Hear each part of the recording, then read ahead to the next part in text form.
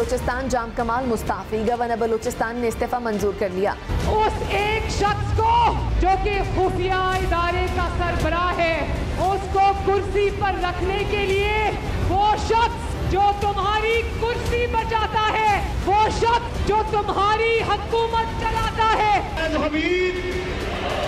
फौज पाकिस्तान के स्वभाव के खिलाफ अवामी जलसों में नारे लगाना न सिर्फ कौमी मफाद के खिलाफ है बल्कि इसकी कतन कोई इजाज़त नहीं होनी चाहिए। मैं ये समझता हूँ कि इसने भी पाकिस्तान के अंदर हर शोबे ज़िंदगी को और खुद सियासत को, जमहूरियत को, मईशत को, माशरत को, सबको मुतासिर किया हुआ है और कुछ वजूहात भी नज़र नहीं आती हैं इस तरह की डिले के हवाले से। हम परेशान हैं बिला वजह की एक चक्कश पैदा की गई है और कंट्रोवर्सी क्रिएट की गई है।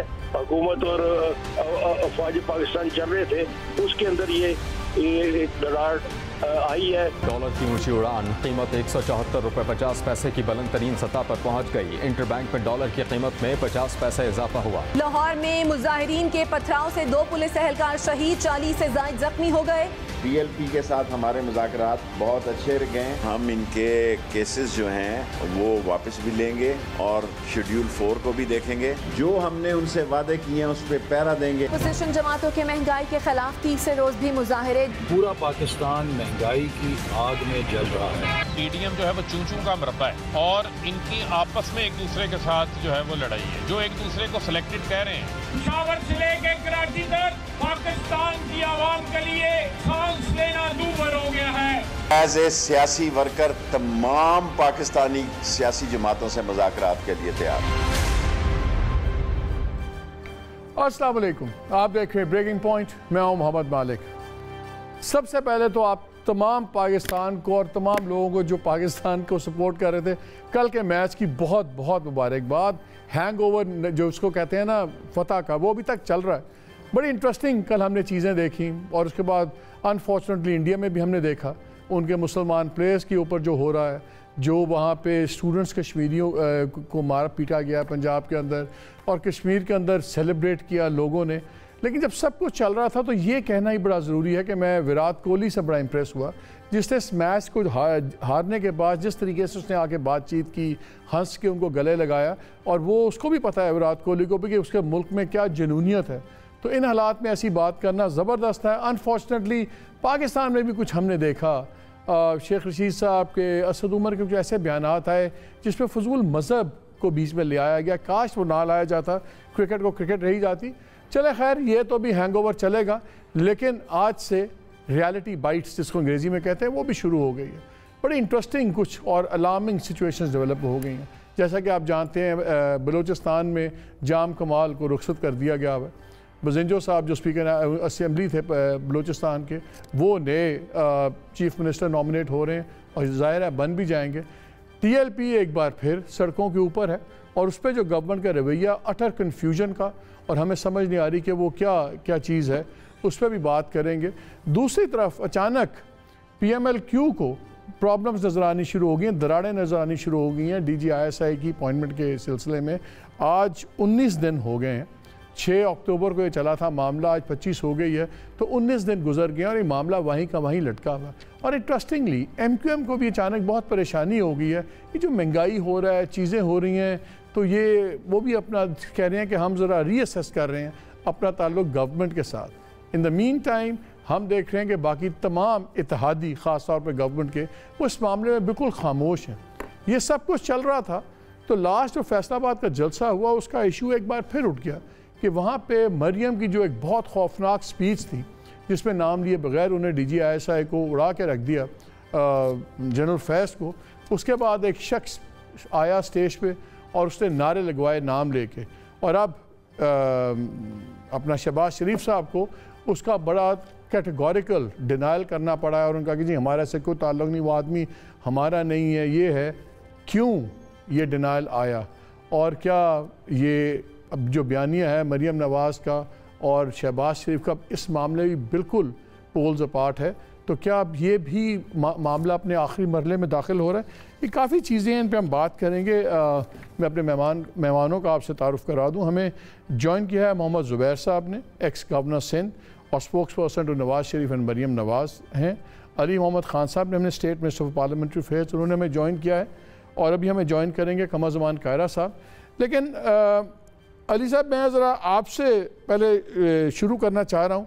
एक तो हमें ये बताएं, बड़ी कन्फ्यूजन सी चल गई है कि जो TLP है, तहरीक लब्बैक पाकिस्तान, ये तो बैन पार्टी है और आप ही की गवर्नमेंट ने इसको बैन किया था, फिर उन्हीं से मुज़ाकरात हो रहे हैं।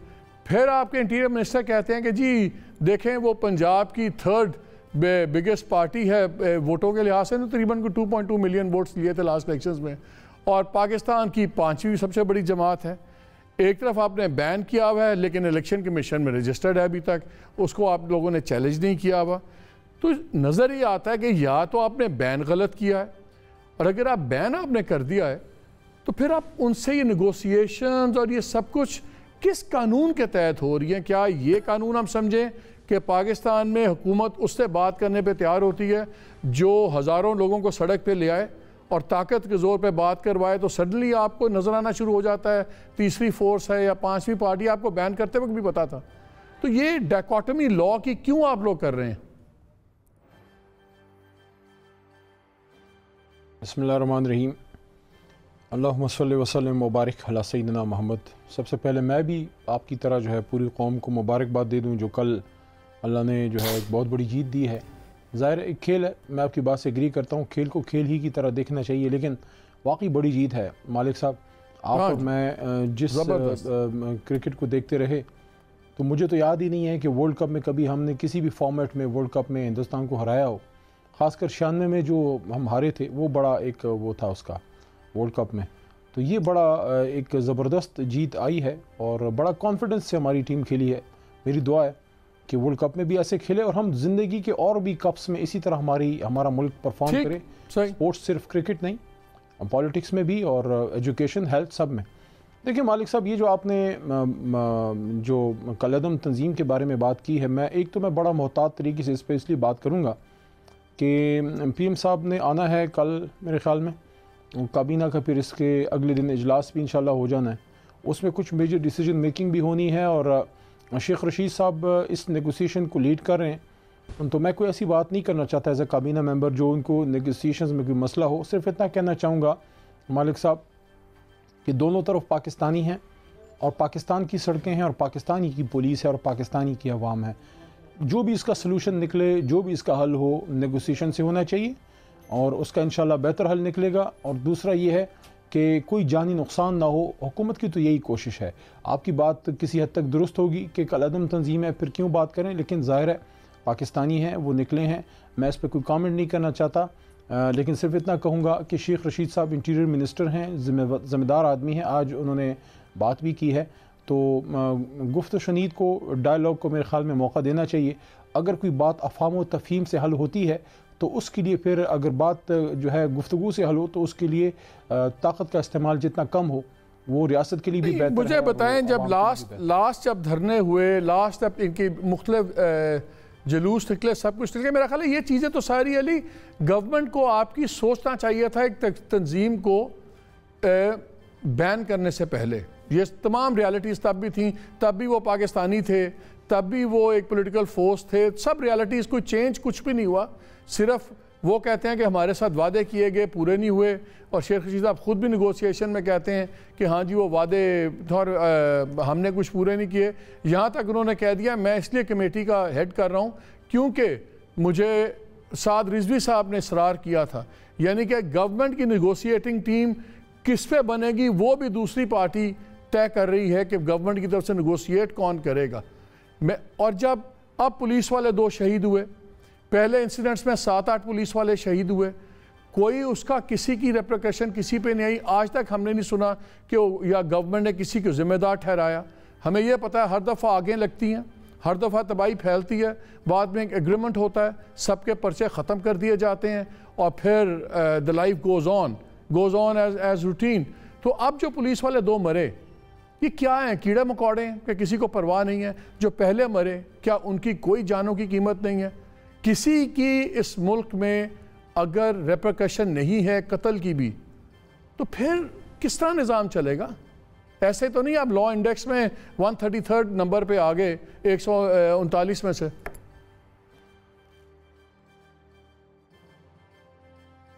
नहीं, सबकी जान की कीमत है और सब इंतहाई कीमती हैं। कुछ बदकिस्मत वाक़यात होते हैं जो नहीं होने चाहिए, लेकिन बहरहाल ये आपकी कुछ ग्राउंड रियलिटीज़ हैं। आपने कहा शेख साहब का, तो अगर लॉ एंड ऑर्डर पे इंटीरियर मिनिस्टर किसी कमेटी को हेड ना करे तो फिर जाहिर है एग्रीकल्चर मिनिस्टर तो हेड नहीं करता। उन्होंने कहा था मैं नहीं करना चाहता। मैं आपको उसका कोर्स सुना देता हूँ अली साहब, मैं उनका कोर्स सुना देता हूँ। आपकी बात बिल्कुल लॉजिकल है जो आप बात कर रहे हैं, लेकिन उन्होंने खुद कहा मैं नहीं इसकी मैं सरबराही करना चाहता था, मैं साद साहब के इसरार के ऊपर मैं इसकी सरबराही कर रहा हूँ। ये तो इंटीरियर मिनिस्टर ने कहा है, हम नहीं कह रहे। नहीं सर, बराई तो देखें, हमारे पास डिफेंस मिनिस्टर हैं, सीनियर आदमी है, वो भी कर सकते थे। हमारे पास जो हैं हमारे जो शाह महमूद कुरैशी साहब हैं, सीनियर आदमी हैं, असद उमर साहब सीनियर आदमी हैं, लेकिन ज़ाहिर है इंटीरियर मिनिस्टर का ओहदा ऐसा है कि उनको वो करनी होती है। उसकी मज़ीद वजाहत तो शेख साहब खुद ही फरमाएँ तो बेहतर है। मेरे ख्याल में तो लॉजिकल हेड उसका इंटीरियर मिनिस्टर ही होता है, क्योंकि मुल्क की बहुत सी जो सिविल इदारे हैं वो उनको रिस्पॉन्ड करते हैं, उनको वो जो है रिपोर्ट करते हैं। और एक और भी चीज़ देखें मालिक साहब, ये जो इशू है, देखें हम सब नबी पाक सल्लल्लाहु अलैहि वसल्लम के आका के ग़ुलाम हैं, चाहे मैं हूँ, आप हों, बिल्कुल कायरा साहब हों, ज़ुबैर भाई हों। कोई ज़्यादा उसको एक्स्ट्रावेगेंटली उसको इजहार कर देता है, कोई थोड़ा खामोश रहता है। हम में से किसी को ये हक़ नहीं है कि हम ये डिसाइड करें कि अली मोहम्मद जो है बहुत कोई ग़ुलाम रसूल है और जनाब कायरा साहब खुदा माज़अल्लाह नहीं है। हम सब अल्लाह ताला के करम से मुसलमान हैं, नबी पाक के मानने वाले हैं। बल्कि हाल ही में जो 12 रबीउल अव्वल जिस तरह स्टेट लेवल पे वज़ीर-ए-आज़म इमरान खान साहब की डायरेक्शन में पूरे मुल्क में जो है इस दफ़ा मनाया गया है, तो उसका एक बहुत ही ज़बरदस्त अजीब समा था। सिर्फ ये है कि मामले को हल कैसे करना है उस पर दो राय हो सकती है, और उस सिलसिले में मैं अप्रिशिएट करता हूँ कि खान साहब मुल्क से बाहर हैं, एक अहम मामलात पर बाहर हैं, लेकिन शेख साहब इस चीज़ को लीड कर रहे हैं और अल्लाह के करम से ये अफ़ाम व तफ़हीम से मामला बेहतर तरीके से इंशाल्लाह जो है वो हल हो जाएगा। ज़ुबैर साहब, ये तो कोई इस पर आर्ग्यूमेंट है ही नहीं कि हजूर पाक के ऊपर हम कुर्बान, हमारी औलादें कुर्बान, लेकिन ये भी एक हकीकत है कि पाकिस्तान की तारीख़ है कि मज़हब पे और हमारी मुकद्दम जो शख्सियात हैं उनके नाम के ऊपर रिलीजियस एक्सप्लॉयटेशन भी बहुत होती है। या तो इस गवर्नमेंट का वो कदम गलत था बैन करने का TLP को, या अब उनके साथ मुज़ाकरात का तरीका मेरी समझ से बाहर है कि गवर्नमेंट पहले फ़ैसला कर ले कि बैंड पार्टी है या नहीं है। क्या TLP का मामला आपके नज़दीक ठीक तरीके से हैंडल हो रहा है? देखें, एक तो अली की बात सही है कि वो उनको इतनी स्पेस अली को देनी चाहिए कि वो जो काबीना में जब वो आएगा परसों और उसमें शेख साहब जब कंप्लीट पिक्चर प्रेजेंट करेंगे, but on the face of it अगर हम देखें, और फेस ऑफ इट क्या बिल्कुल क्लियर है, और ख़ास तौर पर ईद मिलादुन्नबी के हवाले से भी अली ने ज़िक्र किया था। वहाँ जो वज़ीर आज़म की तकरीर थी उसमें एक पहलू बड़ा इम्पॉर्टेंट था, और वो था कि कानून का इतलाक़ कैसे होना चाहिए, क्या सबके लिए सेम होना चाहिए। और हमें पता है कि इमरान खान इस चीज़ पर बार बार बोलते हैं, आज से नहीं बहुत सालों से, लेकिन अब तो वो वज़ीर आज़म हैं और कई चीज़ें तो डायरेक्टली उनके अंडर हैं, जहां उन्होंने नैब के पास भी नहीं जाना, किसी कोर्ट में भी नहीं जाना, कहीं भी नहीं जाना। मिसाल के तौर पर ये जो नेगोशिएशंस हैं, इसमें अगर हम सब देखें उनकी वो थिंकिंग, उनकी वो राय जो पूरी कौम को वो बताते हैं, और हमें शक होता है एज ऑपोजिशन कि ये सिर्फ हमें बताने के लिए कर रहे हैं कि कानून का इतलाक़ वो जो करना चाहते हैं वो सिर्फ अपोजिशन जमातों पर करना चाहते हैं, अपोजिशन रहनुमाओं पर करना चाहते हैं। वही स्टैंडर्ड्स जब अपने हुकूमती लोग करते हैं, या वो लोग जिनसे थोड़ा सा इनको डर खौफ होता है on the basis of religious backlash, जैसे कि ये तहरीक लब्बैक है, तो वहाँ कानून का इतलाक़ करें। मुझे तो मैं इसमें तो जा ही नहीं रहा किसको कितनी सच्ची मोहब्बत है हजूर पाक सल्लल्लाहु अलैहि वसल्लम से, या कौन मानने वाला है नबी का, या अगर वो मुसलमान नहीं भी है तो कानून का इतलाक़ तो सब पर लाजिम है ना। यही वज़ीर आज़म कहते हैं अब हम ये देखना चाहते हैं कि ये बार बार, ये तीसरी दफ़ा इस हुकूमत के तहत ये इशू आया है, तीसरी दफ़ा, और हर दफ़ा हम देखते हैं कि कानून का इतलाक नहीं होता।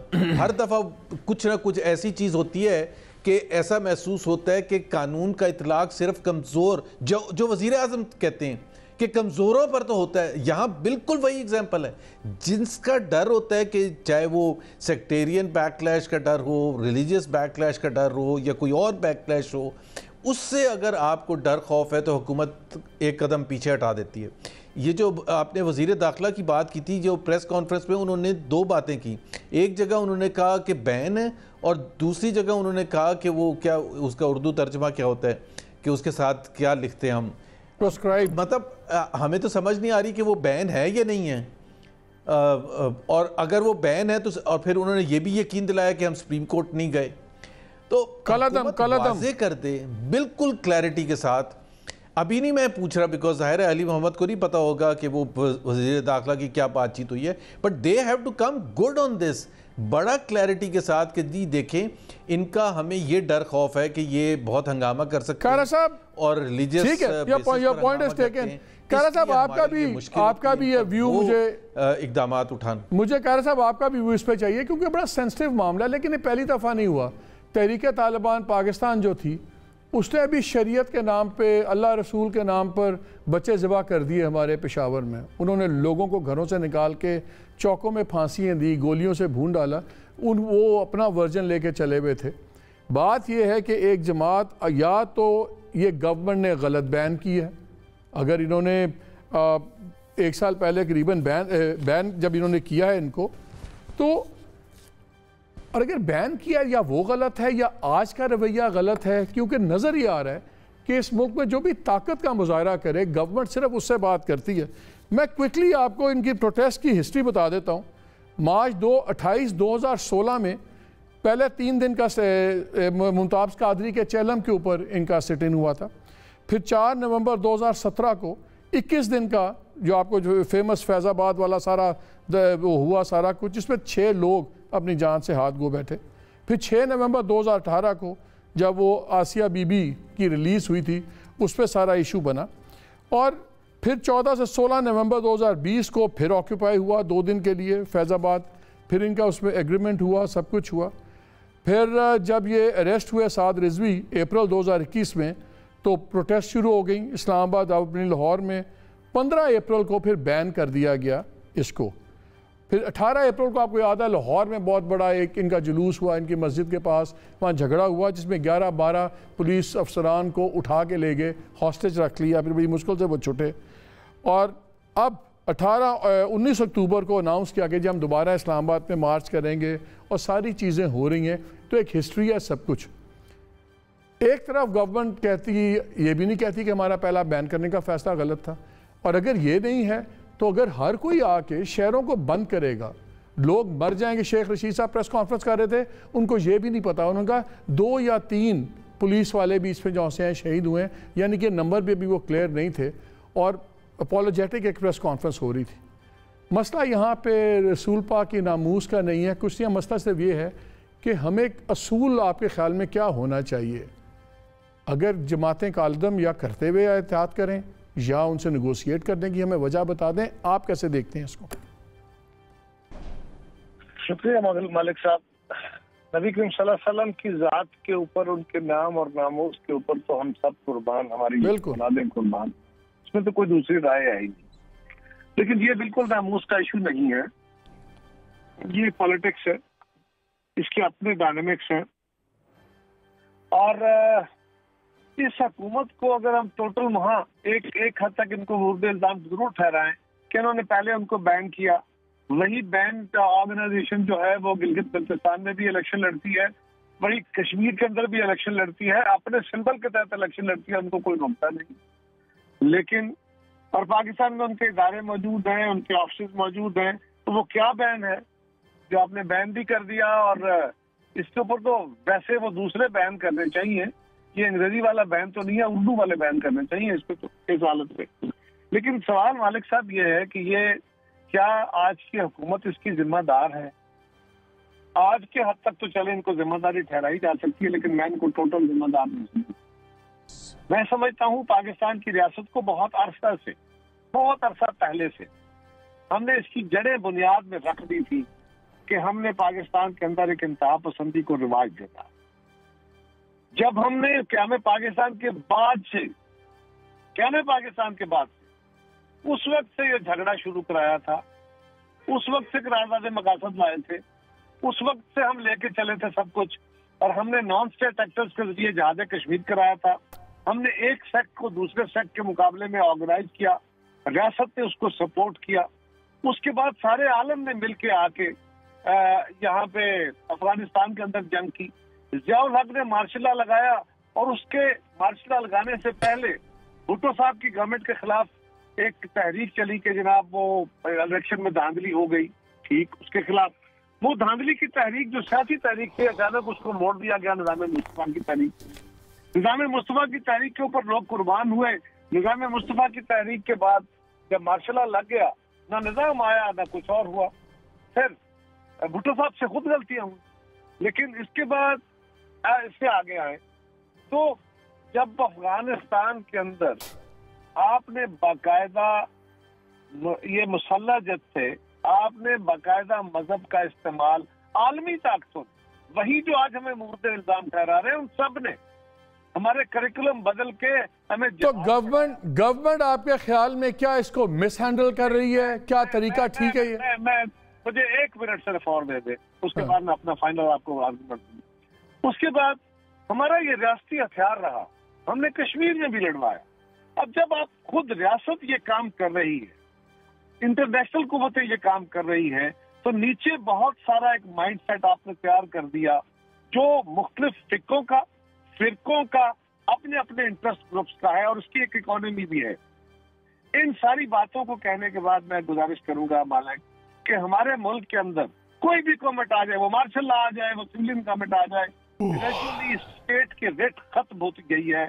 और आज हालत यह है, एक मजहबी जमात जुलूस निकालती है, हम डरते हैं कि अगर हमने इसको रोका तो काम खराब हो जाएगा। एक सियासी जमात गलत काम करती है, हमें भी एक लिमिट में रहना चाहिए, सियासी जमातों को भी एक लिमिट में रहना चाहिए। हम भी अगर बियॉन्ड द लिमिट जाते हैं, हमारे खिलाफ यूज ऑफ फोर्स होता है, तो फिर भी गवर्नमेंट डरी होती है। हमारी गवर्नमेंट हो या आज की हो, वकील बाहर निकल पड़ते हैं, वो आके मां बहन कर देते हैं। मैं यही अली से मैं यही सवाल पूछना चाह रहा हूँ। तो ये जो इशू है ना, ये larger than the size of this और एनी गवर्नमेंट है। इसके ऊपर पाकिस्तान के लोगों को बैठ के जो पाकिस्तान के थिंक टैंक्स हैं या जो पाकिस्तान के लीडर्स हैं, इनको बैठ के फैसला करना होगा। हमारी रियासती एजेंसियों को बैठ के फैसला करना होगा, वो भी तो इस्तेमाल करती रही है। तो अली साहब मुझे ठीक है, योर पॉइंट्स टेकन कारा साहब। अली साहब मुझे एक बात बताएं, टीएलपी जब शुरू हुई थी तो ये तहरीक रिहाई मुमताज़ कादरी थी। मुमताज़ कादरी सारे नाज़रीन जानते हैं, वही पुलिस कांस्टेबल थे जिन्होंने पंजाब के गवर्नर सलमान तासीर को मारा था, और फिर उसी जुर्म में उनको सज़ाए मौत हो गई। लेकिन जब पहले तहरीक रिहाई मुमताज़ कादरी थी, फिर 2016 में जब उनको सज़ाए मौत दे दी गई तो उसका नाम रख के तहरीक लब्बैक या रसूलुल्लाह बना दिया। फिर अब तहरीक लब्बैक हो गई है, और फिर 2017 में इसको पॉलिटिकल पार्टी बना दिया। अब अली साहब हमें बताएं कि अगर कोई भी मज़हब के नाम पे अगर सियासी जमात जब एक बार बन जाए तो फिर उसकी ट्रीटमेंट आप एक मजहबी गिरोह की तरह क्यों करते हैं? आपने ही बात की कि जी रसूल पाक की मोहब्बत के लोग हैं, हमारे पास नहीं। ये तो उनके पास भी राइट नहीं है ना कि वो भी फैसला कर सकें कौन रसूल पाक का ज़्यादा शदाई है, कौन कम है। जैसे हम उन पर नहीं कर सकते, वो किसी पर नहीं कर सकते।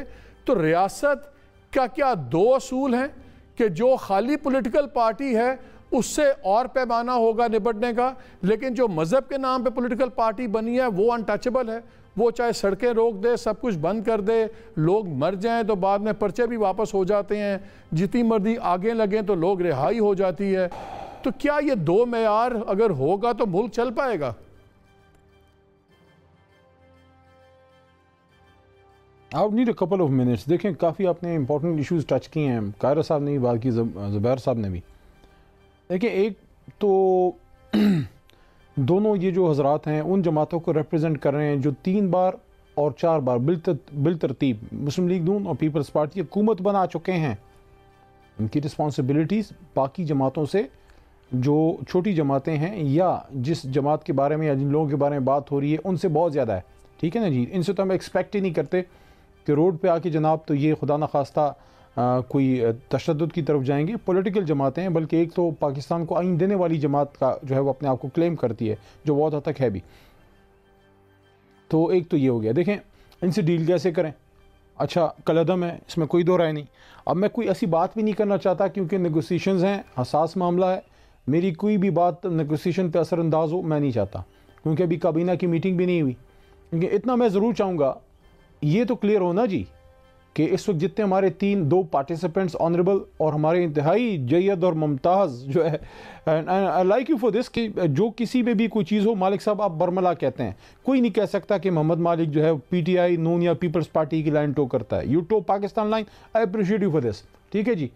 मैं ये कहना चाहता हूँ दो ऑप्शन है आपके पास, आपने ताकत यूज़ करनी है, आपने यहाँ नेगोशिएशन करनी है।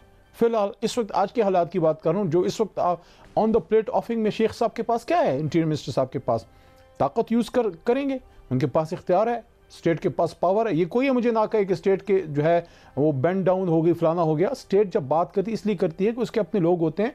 स्टेट माँ की तरह होती है, वो चाहती है कि किसी का खुदा ना खास्ता खून ना बहे, कोई नुकसान ना हो। तो ये कॉन्सेप्ट, ये बात तो सब जहन से निकाल दें। मैं आपकी नहीं, मैं और सब लोगों की बात कर रहा हूँ कि स्टेट कोई झुक गई फलाना हो गया। अपनों से बात करके अब झुकते नहीं हैं। लेकिन नेगोशिएशन का फैसला अगर इंटीरियर मिनिस्टर ने किया है तो इसलिए किया है कि ताकत की बजाय गुफ्तगू शनीद से हो। दो ही ऑप्शन है, या गुफ्तगू शनीद से मसला हल करना है या ताकत यूज़ करनी है। ताकत is always a last resort, वो तो हमेशा आप आखिर में यूज़ करते हैं। और सियासतदान का तोरा इम्तियाज़ क्या है? सियासतदान का तोरा इम्तियाज़ ये है कि वो चीज़ें जो जंग और जदल से नहीं होती वो सियासतदान 5 मिनट बैठ के आपकी बात बिल्कुल ठीक थी, ये इसमें कोई शक नहीं है। पहले क्या फैसला किया, अब क्या फैसला किया? नहीं, मैं आपसे बिल्कुल एग्री करता हूं कि रियासत को सबर का भी है और रियासत को सबर का दामन नहीं छोड़ना चाहिए। लेकिन मेरा सवाल आपसे एक और है, मेरा सवाल आपसे एक और है, किसी एक आपके सवाल से पहले मेरा नुक्ता ले लें जी। बड़ी मेहरबानी। अच्छा मेरा नुक्ता ये है, ये बड़ा डिबेटेबल है, इस पर बड़ी इधर बहस हो जानी है, लेकिन चले मुझे रखने दें। वो ये है, देखिए मैं ऑनेस्टली फील करता हूँ कि जब रियासत कोई काम नहीं करती ना तो नॉन स्टेट एक्टर का लफ्ज़ यूज़ नहीं करता। वो और लोगों के वो बुरा मान जाएंगे, जो भी छोटी जमातें होती हैं वो फील करती हैं भाई हमें नॉन स्टेट एक्टर कह दिया। लेकिन मैं ये कहूँगा कि वो लोग जो मुरव्वजा बड़ी जमातें नहीं हैं, या वो लोग जो पाकिस्तान में सूबाई या मरकज़ी हुकूमत तो नहीं बना सकते लेकिन कुछ ना कुछ ताकत बहरहाल रखते हैं, ठीक है जी। वो मजहबी भी हो सकती है, वो इलाकाई भी हो सकती है, वो ज़बान वाली भी हो सकती है, लसानी जो है। जब रियासत अपनी कोई ड्यूटी नहीं करती, स्पेस क्रिएट करती है, वहाँ स्पेस गैदर करने लोग आ जाते हैं। ये सिविल मिलिट्री बैलेंस की भी ये बात है, लेकिन ये इस वाले मामले की भी। देखिए मुल्क किस लिए बना? मुल्क बना था ला इलाहा इल्लल्लाह मुहम्मद रसूलुल्लाह सल्लल्लाहु अलैहि वसल्लम के नाम पे। अब किसी और ने कोई जहन में कोई तख़य्युल बनाया, मैं उसका रिस्पॉन्सिबल नहीं हूँ। गली गली मुत्तहिदा हिंदुस्तान में नारा यही लगा था और करारदाद मकासद की बात हुई। 99.4% मुसलमान हैं, यहाँ पे तो कोई खतरा नहीं है इस्लाम को। यहाँ तो 99.4% मुसलमान। सर मेरी बात सुन लें, यहाँ पे तो कोई खतरा नहीं है। सर मेरी बात सुन लें, सर मेरी बात सुन लें।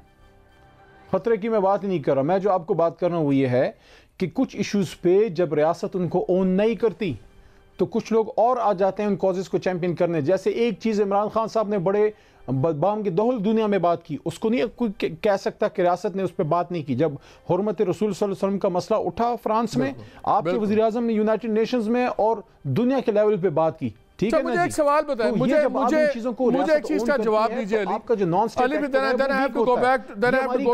ये कि रियासत इन मामलात में मैं सब्जेक्ट पे उसने ये मामलात जो हैं छोटी-छोटी जमातों के सपोर्ट कर दिए। मैं सब्जेक्ट पे आखिरी रियासत को अली मुझे सब्जेक्ट पे आखिरी सवाल करना है, बिकॉज मैंने एक और सब्जेक्ट भी बात करनी है, वो खत्म हो रहा है। मुझे सब इतना बता दें। जी जी बिल्कुल आपकी बात ठीक है कि रियासत को बड़ा सब्र से प्रूडेंटली डील करना चाहिए। अननेसेसरी क्लैश सड़कों पे पाकिस्तानी है, खुदा ना खास्ता कोई भी खून बहेगा तो पाकिस्तानी खून है। लेकिन क्या रियासत के पास इख्तियार है कि जो पहले 5-6 पुलिस वाले मरे, शहीद हुए, रादर ये जो तो पुलिस वाले शहीद हुए, क्या रियासत के पास इख्तियार है कि उनका हिसाब ना लिया जाए? बिकॉज अभी तक हमने जितनी बारी भी डिफरेंट मजहबी गिरोहों के हाथों लोग शहीद होते देखे हैं उसके बाद किसी की अकाउंटेबिलिटी नहीं होती और वो एक सेटलमेंट का पार्ट एंड पार्सल होते हैं। क्या रियासत के पास ये इख्तियार है कि वो किसी का कत्ल खुद माफ़ कर दे ऑन वट एवर ग्राउंड्स अपनी कन्वीनियंस के लिए? देखें, पहली बात तो ये है कि रियासत क्या है? आप और मैं रियासत हैं, इदारे रियासत हैं, हम सब रियासत हैं। ये जो एक कॉन्सेप्ट है ना, कोई पता नहीं कोई खलाई कोई और मावराई कोई मखलूक है जो, नो, हम सब रियासत हैं। हुकूमतें आती जाती हैं, अवाम, रियासती इदारे ये रहते हैं जी, ठीक है जी। लेकिन अल्लाह जो है, अल्लाह ताला ने भी हकूकुल इबाद जो है वो अपने हाथ में नहीं रखे। किसी का कत्ल कोई नहीं माफ़ कर सकता। हाँ, जो केसेस बनते हैं बाज़ औक़ात आप शेड्यूल 4 में लोगों को रख लेते हैं, आप जो है लोगों को कस्टडी में रख लेते हैं, प्रोटेक्शन में ले लेते हैं, आप लोगों को एहतियाती प्रोटेक्शन उसमें जेल्स में डाल देते हैं ताकि एजिटेशन ना फैले। आप इस तरह के हिफाजती इक़दाम ले लेते हैं, उनको आप रिलीज़ कर देते हैं। जिन पे कोई केसेस हैं 302 के, वो कैसे कोई माफ़ कर सकता है? ना किसी ने माफ़ किए, ना उसका कोई सवाल है। वो तो अदालतों में बाकायदा केस चलते हैं। ना वज़ीर आज़म, इवन सदर ममलिकत नहीं माफ़ कर सकता किसी की। वो रिमिशन का एक उनके पास हक है जो बड़ा स्केर्सली यूज़ करते हैं। ये तो अल्लाह ताला ने हक अपने हाथ में भी नहीं रखा। अल्लाह क्या फरमाते हैं? तो इसमें तो कोई वो नहीं है, कोई किसी पुलिस वाले की जान कोई कम कीमती नहीं है, कोई उसको माफ़ नहीं करने जा रहा, ना किसी ने किया है। हाँ, लॉ एंड ऑर्डर के हवाले से जो कुछ केसेस बने होते हैं और बड़ी तादाद में बने होते हैं। अब सबको पता है, दोनों हमारे मेहमान भी बड़ी जमातों से ताल्लुक़ रखते हैं, हुकूमतों में रहें, तो बाज़ औक़ात मामलात को सेटल करने के लिए आप छोटे केसेस जो है उनमें रिमिशन कर देते हैं। कत्ल मुकातला वो तो अदालत को इख्तियार है। जुबैर, मुझे एक बात बताइए जुबैर साहब, फिर मैंने पॉइंट टेकन। जुबैर साहब, मैंने ब्रेक लेना है, लेकिन उससे पहले मुझे इस बात का जवाब चाहिए। आपके ख्याल में, क्योंकि अभी हम देख रहे हैं जितने भी केसेस चले पहले जिसमें ये हलाकतें हुई, शहादतें हुई, किसी का कोई हमने एंड रिजल्ट नहीं देखा। हम 2021 एंड हो रहा है, ये 2017 से काम शुरू हुआ है, किसी का हमने कोई एंड रिजल्ट नहीं देखा। कुछ हमें समझ नहीं आया। और इनफैक्ट जिस हिसाब से डाइम डजन के हिसाब से बेल्स भी हुई, सब कुछ है। क्या पहले गवर्नमेंट को अब ये फैसला नहीं करना चाहिए कि टीएलपी का स्टेटस क्या है या क्या होना चाहिए? या तो इन्होंने तब गलत बैन किया है, देखिए, या अब ये गलत ट्रीट कर रहे हैं, बिकॉज जो बैन और जो ये तरीका है बातचीत के, दोनों जेल नहीं कर रहे आपस में। दोनों में से एक चीज़ तो गलत है। बिल्कुल जेल नहीं कर रहे। मैंने जो सवाल उठाया था और अली ने इतनी लंबी बड़ी अच्छी बातें की, लेकिन जो असल चीज़ थी कि जब वज़ीर आज़म ये कहते हैं कि कानून का इतलाक़ सब पर होना चाहिए, उसमें ना रिलीजियस बेसिस पर तफरीक की बात करते हैं, ना पॉलिटिकल बेसिस पर तफरीक की बात करते हैं, ना छोटे बड़े के बेसिस पर, जैसे हमारा कानून कहता है, जैसे हमारा दीन कहता है। तो जब तफरीक नहीं करते हैं तो फिर ये अपोलोजेटिक, देखें ना, इसको हम जैसे भी कह लें, जैसे भी अली उसको बयान करते हैं कि जी हमें सख्ती, कोई भी नहीं कह रहा, ना कायरा साहब ने कहा, ना मैंने कहा कि डंडे मारें और गोलियाँ बरसाएं। वो तो हुकूमत वक्त का तरीक़ेकार क्या होता है, किस तरह से वो अच्छे से अच्छी तरीके से हैंडलिंग करते हैं, वो तो डेट राइट इज एक्सक्लूडेड। चलो अभी हम इसी पे मौके पे ब्रेक ले लेते हैं, फिर आके मैंने ये बड़ा इंपॉर्टेंट बात करना है कि सडनली ये जो 19वें दिन में दाखिल हो गया है, ये इनका, कई लोग तो इसको क्राइसिस बोलना शुरू, खुद इत्तेहादी इसको क्राइसिस बोल रहे हैं। ये चीज़ जो MQM को अचानक महंगाई नज़र आनी शुरू हो गई है और अपनी पोजीशन रीअसेस करने की बातें हो रही हैं। कामिल अली आगा ने खुल के बात किया, मेरी सियासत, मेरी क़यादत समझते हैं कि ये बहुत बड़े फिजर्स क्रिएट हो गए हैं। क्या ये हुस्न इत्तेफाक है कि तमाम चीज़ें इकट्ठी हो रही हैं? बलूचिस्तान में चीफ मिनिस्टर का गिरना और किसी का उसको ना बचाना, TLP का वापस सड़कों पे आ जाना, फिर PMLQ को दुख नज़र आने शुरू हो जाना, फिर MQM सिर्फ GDA रह गई है और 3-4 इंडिपेंडेंट्स रह गए हैं। क्या वो भी अब बोलना शुरू करने वाले हैं? इस पर बात करते हैं इस ब्रेक के बाद।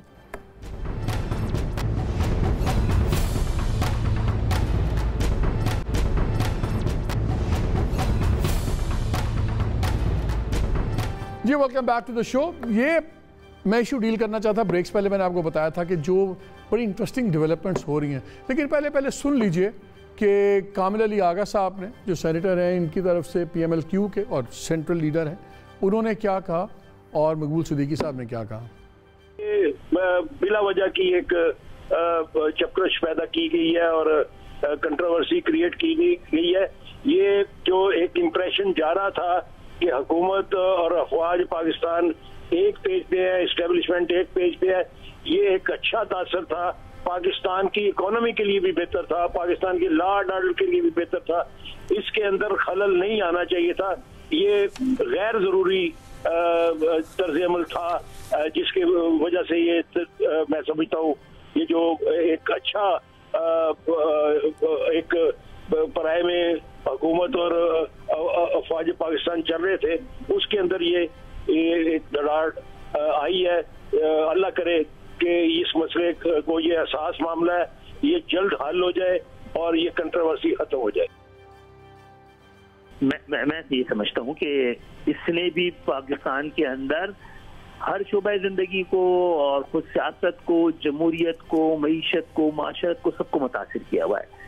और कोई वजूहात भी नजर नहीं आती हैं इस तरह की डिले के हवाले से। हम परेशान हैं, इस पे हम परेशान हैं। जी कायरा साहब, आगा साहब भी परेशान हैं, सिद्दीकी साहब भी परेशान है। इसका मतलब PML क्यों परेशान है?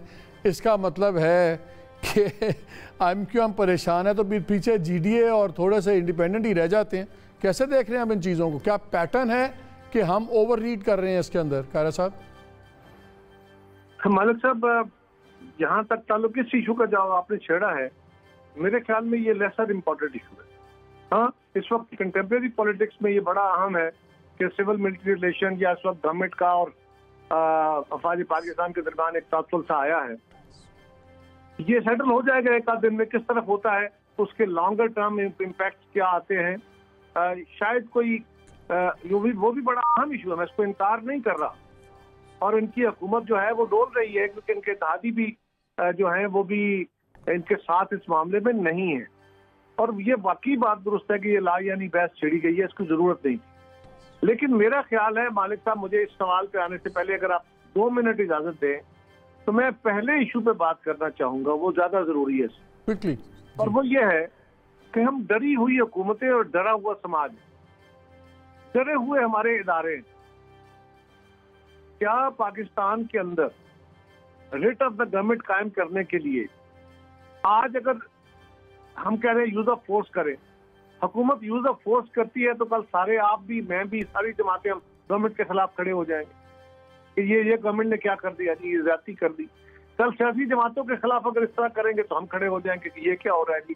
वहां फंडामेंटल राइट्स और सिविल राइट्स तो यकीनी तौर पर इंश्योर होने चाहिए। लेकिन पाकिस्तान ग्रेजुअली एक कंप्रोमाइज करते करते इस लेवल पे आ गया है कि आज इस हुकूमत को नहीं, इनकी जगह मुस्लिम लीग होती, इनकी जगह पीपल्स पार्टी होती, इनकी जगह कोई और हुकूमत होती, इवन मार्शल लॉ की भी हुकूमत होती, तो आज हम इसी डरी हुई कैफियत में होते। इसका इलाज हमारे पास नहीं है।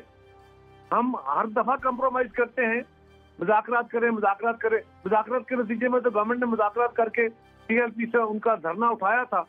आज वो यही कह रहे हैं ना कि हमारे मुज़ाकरात हुए थे, जो फैसले की अमल करो। आप डरे हुए बातों से इस तरह चलेंगे और इस तरह चलने का नतीजा मजीद बर्बादी की सूरत निकल सकता है, बेइज्जती की नहीं। इसके लिए हमारे इदारों को भी सोचना होगा, वो भी बैठे, हमारी अदलिया को भी बैठना होगा, सोचना होगा कि वो भी इस तरह की प्रोटेक्शन न दे। सियासी जमातों को भी सोचना होगा कि हम अपने अपने मफादात के लिए लोगों के मजबूत जज्बात को खेल। मुझे कह रहा साहब, मेरा वक्त बड़ा थोड़ा है, मैं want to take Zubair on this also. Zubair साहब, आपके नज़दीक जो ये इत्तेहादियों में भी आ रहा है और वेरी क्विकली जैसे कायरा साहब ने भी कहा है, तो क्या हुकूमतों को डर जाना चाहिए अगर सिर्फ कोई भी मज़हब के नाम पे कोई भी क्लेम करके और कोई भी चीज़ आ जाए? क्या हमारे पास का कोई अल्टरनेटिव नहीं है? और दूसरा क्या, ये जो से एलाइज आप बोलना, इत्तेहादी ये बोलना शुरू हो गए हैं, परेशानी है, क्या आपको इसमें कोई पैटर्न नज़र आ रहा है? पैटर्न तो नज़र आ रहा है, बिल्कुल क्लियर है। और देखें, इसमें मेरा अपना ख्याल ये है कि जिस तरह से हम इंफॉर्मेशन मिनिस्टर को ख़ास तौर पर सुनते रहे हैं on this issue of notification और ट्रांसफ़र पोस्टिंग्स वगैरह, जो एक ख़ास तौर पर ISI के हवाले से है, तो वो मुझे तो बड़ा कैजुअल सा लगता है कि उनको इस चीज़ का इदराक है कि ये कितना सेंसिटिव मामला है। और इतने दिन तो वैसे भी कोई एक पोजीशन, वैसे भी एक सिंपल सी कोई स्पेशल असिस्टेंट की अपॉइंटमेंट मिसाल के तौर पर अगर अनाउंस हो जाए और उसका नोटिफिकेशन आने में फिर 3 हफ्ते लग जाएं, तो वैसे ही एक स्पेकुलेशन शुरू हो जाती है। ज़ुबैर मुझे एक बात बताइए, मुझे एक बात बताइए, जाहिर है इसकी सेंसिटिविटी अगर हो रहा है नहीं हो रहा, कब तक हो रहा है, why can't the government announce that? मुझे एक बात बताएं, इसकी सेंसिटिविटी से हो नहीं सकता ना कि प्राइम मिनिस्टर भी नावाकिफ हो, उनको भी पता है, वो भी ज़मीनी हकायक से जुड़े हुए हैं, तो क्या उनके हाथ में कोई तुरप का पता है जो he will pull out that rabbit out of the hat at the last minute और हम सारे हैरान हो जाएंगे? बट वो भी हो सकता है, मेरे नहीं ख्याल है वो ऐसी कोई बात है। ये भी तो हो सकता है कि मैसिव स्केल पर मिसकैलकुलेशन हो on the part of the prime minister and he later on regrets. ये भी तो हो सकता है कि वैसे वो अपना ये मैसिव स्केल का तो आप लोगों को बहुत तजर्बा है, आपके वजीर आजम तो कोई 2-3 दफा मैसिव स्केल पे कर चुके हैं। अली आपसे हमें बहुत तजर्बा, इसलिए मैं कह रहा हूँ कि ये ज्यादा चांसेस इसके ही हैं, ज्यादा चांसेस इसके हैं। लेकिन ये मुझे पता है वेरी क्विकली 30 सेकेंड्स, जो दूसरा पार्ट जो कायरा साहब ने बड़ी सीरियस बात रेज की है, उन्होंने कहा मसला ये है कि डरी हुई हुकूमतें हैं, सहमी हुई हुकूमतें हैं, और अगर इस्टेब्लिशमेंट और इंस्टीट्यूशंस वो बोल्ड डिसीजंस नहीं लेते तो फिर जिस तरह ये मज़हब के इशूज़ हैं और इसके ऊपर जो सियासत होगी जो भी करे उसको फिर कैसे डील किया जाए? मेरा ख्याल है, देखिए हमने मैं पार्शली एग्री करता हूँ, but I think we set a great example कि कैसे बैकलैश से डर के आप सख्त फैसले फिर भी करते हैं। जब मुमताज़ कादरी का वक्त आया था, आपको भी पता है, वो कोई आसान फैसला था? मतलब हम 10 साल तक वो पड़े रहते ना, बट वो जो फैसला लिया गया था वो बड़ा सोच समझ के लिया गया था, और उसमें जो बेसिक चीज़ थी कि अगर फैसला हुकूमत लेते हुए डरे बिकॉज ऑफ द पॉलिटिकल और रिलीजियस और सेक्टेरियन बैकलैश, तो फिर आपका कोई राइट ही नहीं है ना। सो आप हर वक्त तो नहीं गिवन करते ना, हर वक्त अगर आप गिवन करेंगे तो फिर then it gets from bad to worse, and which is what the situation. Ali आप मुझे 2 चीजों के जवाब दीजिए। जी कारा साहब जल्दी से, वक्त बड़ा थोड़ा। किसी गवर्नमेंट का इशू नहीं है, हम सारी हुकूमतें डरे होते हैं, ठीक, सारी हुकूमतें। आप मीडिया वाले भी डरे हो, आपकी हिम्मत है इनके खिलाफ बात करने की? सर मैं तो प्रोग्राम करता हूँ, हम तो प्रोग्राम कर रहे हैं, सेंसिटिव है तो नहीं है। आपसे मुराद मालिक नहीं है, आपसे मुराद पाकिस्तान का मीडिया है। सही कह रहे हैं आप, बिल्कुल सही कह रहे हैं, बड़ा खौफ है, मीडिया भी खौफजदा है। डरे हुए समाज को होके कोई बड़ा फैसला करना होगा। अली साहब मुझे बताएं, प्रेम करने से काम नहीं चलेगा। अली साहब मुझे बताएं 2 चीजें। एक तो ये जो आपके अब हलीफ भी बात करना शुरू हो गए हैं, मैंने आपको सुनाया कामिल आगा साहब का भी, MQM का भी बड़ा क्लियर है। क्या प्राइम मिनिस्टर भी ज़ाहिर है लाताल्लुक तो नहीं है ज़मीनी हकायक से, तो क्या हम कोई बहुत बड़ा कोई फैसले का इंतज़ार कर रहे हैं जो बड़ा सरप्राइजिंग फैसला होगा? क्योंकि अगर वही प्राइम मिनिस्टर ने करना होता जो पहले नाम आ गया था तो फिर तो डिले समझ नहीं आता। और सेकंड, ये किस तरह होगा इस मुल्क में जहाँ पे 99% लोग मुसलमान हैं जो जानने और ख़ानदान कुर्बान करने पे तैयार हैं रसूल के नामूस के ऊपर, कि मज़हब के नाम पे अगर कोई भी सख्त रवैये इख्तियार करेगा और सड़कों पे आएगा और हुकूमत वक्त उस पर कोई फ़ैसला नहीं करेगी, तो फिर इस मैसेज को कौन मोड़ेगा कि ताकत माइट इज़ नॉट राइट? फिर तो आप इसको इंकरेज कर रहे हैं। फिर कल तालिबान दोबारा, पंजाबी तालिबान भी वही करेंगे, ISIS भी वही करेगा, फिर ये सिलसिला रुकेगा कैसे?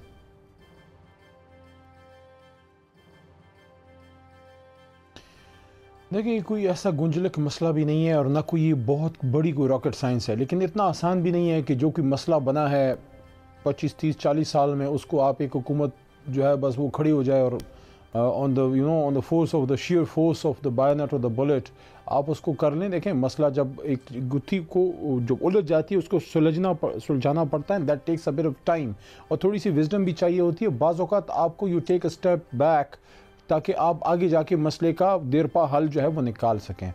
ये हमने बड़ा सुना लाल मस्जिद के ज़माने में, बड़ा डेयर डेविल होता था कि किधर एस्टेट, जब हो गया उसके बाद वही लोग फिर वो भी करते रहे और उसकी फिर रिपरकशंस भी आई। बहुत सी सवालात हैं इन चीज़ों पे। देखें तो मामलात को समझ बूझ से हल करना चाहिए, और मैं समझता हूँ कि गुफ्त शनीद पहला एक अच्छा मरहला होता है। और ज़्यादा इस पर मैं दोबारा तीसरी बार कर रहा हूँ बात कि मैं इस पर ज़्यादा बात नहीं करना चाह रहा, क्योंकि अभी नेगोशिएशन शेख साहब की चल रही हैं, अभी काबीना की मीटिंग हो रही है, जो फैसला होगा बेहतर होगा, नंबर 1। नंबर 2 उस पर आते हैं। आपने 2-3 चीज़ें जल्दी टच की हैं तो मैं भी जल्दी जवाब देता हूँ। दूसरा आपने बात की है एयरलाइंस की। तो इत्तेफाक के उस प्रोग्राम में मैं ही मौजूद था गवर्नमेंट की तरफ से।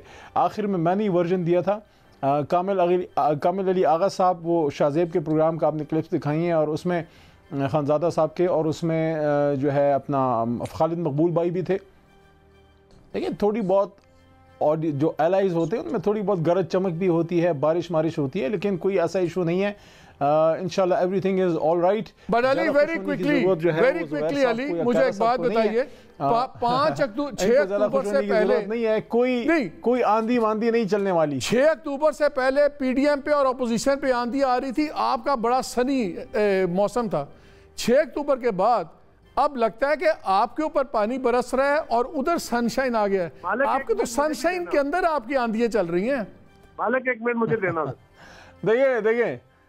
देखिए मैं अर्ज करता हूं, देखिए प्रोग्राम के बाद सारा टाइम ही कारा साहब को देते हैं, अभी मेरा टाइम है। देखिए ये जो इशू है डीटी साहब वाला वो हाल ही है। खान साहब बाहर चले गए, वापस आते हैं, that will be done with. वो उसमें कोई मसला नहीं है, खान साहब ने खुद कहा है। वो तो हम 6 अक्टूबर से सुन रहे हैं, तो उसकी बुनियाद पे बड़ी चहमगोइयां फलाना ये वो। कारा साहब very quickly 10 seconds, I have to close. तो बस देखें कुछ चीजों में मालिक वो कहते हैं ना कि जी का जाना ठहर गया है, सुबह गया के शाम। ये तो बात हो गई कि ये गवर्नमेंट जाएगी या नहीं। सवाल ये है कि ये गवर्नमेंट जाएगी। अच्छा, तो क्या आप क्या करेगी इन हालात? तो क्या आप इस सूरत हाल का सामना करते हुए अगली तो क्या सिंध आपके हाथ से जा रहा है? जब तक हमको बड़ा चले मेरे तीनों पैनलिस्ट का बहुत शुक्रिया। नाज़रीन, बड़ा सेंसिटिव सब्जेक्ट है आज का, लेकिन ये बड़ी परेशानी का लम्हा फिक्रिया है कि हम इस मुल्क में मज़हब के नाम पर हम बात क्यों नहीं कर सकते। बिल्कुल कारा साहब ने सही कहा, मीडिया है वो खौफसदा है, हुकूमत है वो एक कानूनी मसले को या लॉ एंड ऑर्डर के मसले को जहाँ मज़हब का कोई नाम ले आए उसको डील करने में खौफसदा है। रवैये पहले लोग कहते हैं कि जी आप लॉ एंड ऑर्डर इन्फोर्स करें, अगर कोई हुकूमत करती है तो फिर सारे लोग कहते हैं कि आपने सख्त रास्ता क्यों किया। लेकिन ये इशूज़ बड़े सीरियस हैं, ये 1 साल के नहीं बने हुए, इसमें हमारे इंटेलिजेंस के इदारों का भी बड़ा रोल था, प्रीवियस गवर्नमेंट्स का भी रोल था। लेकिन शायद यही टेस्ट केस बना लिया जाए TLP के ऊपर। अगर ये पार्टी बैन हुई तो फिर बात क्यों हो रही है, और अगर बात हो रही है तो फिर बैन आप जस्टिफाई करें। हो सकता है बैन ही आपने गलत किया हो। आज रिलीजियस पार्टीज दूसरियों ने भी कल जुलूस निकाला कराची के अंदर और उन्होंने डिमांड किया कि जी तमाम मुतालबे माने जाएं। अगर आप एक्ट देखें 2017 टेररिज्म का तो उनके ऊपर भी कदगन लगती है, लेकिन कोई बात नहीं हो रही। इन पे खुल के बात होनी चाहिए। और इस्लामिक रिपब्लिक ऑफ पाकिस्तान में किसी को भी रसूल पाक के बारे में बात करते हुए खौफज़दा नहीं होना चाहिए, और ना ही किसी जमात को, किसी शख्स को, किसी एक हस्ती को ये ठेका मिलना चाहिए कि वही फ़ैसला करेगा कौन रसूल पाक का वफ़ादार है और जानसार है और कौन नहीं है। अगर ये फ़ैसला मेरे आपके पास नहीं है तो फिर किसी सियासी जमात के पास ना है ना होना चाहिए। सख्त फ़ैसले या नरम फ़ैसले ये हुकूमत वक्त की मजबूरी है, वो खुद ही से डील करें। इजाज़त दीजिए, अल्लाह हाफ़िज़।